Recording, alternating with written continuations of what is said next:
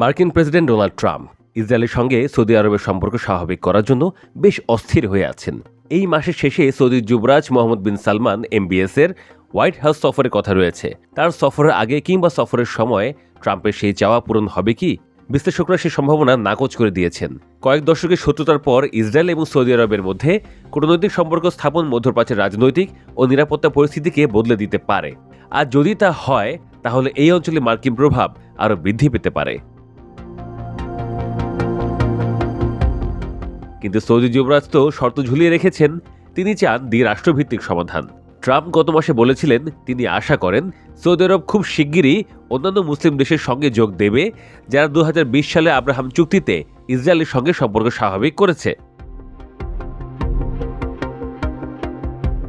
তবে দুটি উপসাগরের সূত্র রয়টার্সকে জানিয়েছে, রিয়াদ কূটনৈতিক চ্যানেলে ওয়াশিংটনকে ইঙ্গিত দিয়েছে তাদের অবস্থা পরিবর্তিত হয়নি।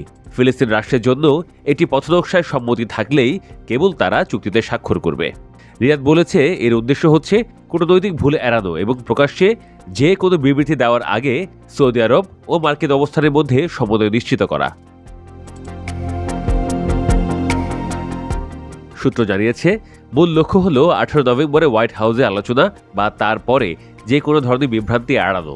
ট্রাম্প গত 5 নভেম্বর সময়সীমা না দিয়েই বলেছিলেন, এখন অনেক দেশ আব্রাহাম চুক্তিতে যোগ দিচ্ছে, আশা করি আমরা খুব শিগগির সৌদি আরবকেও পাব। সংযুক্ত আরব আমিরাত, বাহরাইন ও মরক্কো এরই মধ্যে আব্রাহাম চুক্তির অধীনে ইসরায়েলের সঙ্গে সম্পর্ক স্বাভাবিক করেছে। ট্রাম্প বলেছেন তিনি শিগগিরই এই চুক্তির সম্প্রসারণের আশা করছেন। সৌদি পররাষ্ট্র মন্ত্রণালয়ের কর্মকর্তা মানাল রাদওয়ান গাজা উপত্যকা থেকে ইসরায়েলি বাহিনীর প্রত্যাহারের স্পষ্ট ও নির্দিষ্ট সময়সীমা প্রকাশ, আন্তর্জাতিক সুরক্ষা বাহিনী মোতায়েন এবং ফিলিস্তিনি কর্তৃপক্ষকে ক্ষমতায় ফিরিয়ে এনে গাজায় প্রত্যাবর্তনে আহ্বান জানিয়েছেন। বিভিন্ন সূত্র জানিয়েছে ইসরায়েলের প্রধানমন্ত্রী বেনিয়ামিন নেতানিয়াহু ফিলিস্তিন রাষ্ট্র প্রতিষ্ঠার ঘোর বিরোধী হওয়ায় সৌদি আরব ইসরায়েলের সঙ্গে সম্পর্ক স্বাভাবিক করার বিষয়ে ট্রাম্পের দাবি মেনে নেওয়ার তাৎক্ষণিক কোনো সম্ভাবনা দেখছেন না। সৌদি কর্মকর্তারা বলছেন সেদিকে অগ্রগতি এমন ছাড়ের উপর নির্ভর করছে যা ওয়াশিংটন বা ইসরায়েল কেউই বর্তমানে দিতে প্রস্তুত নয়।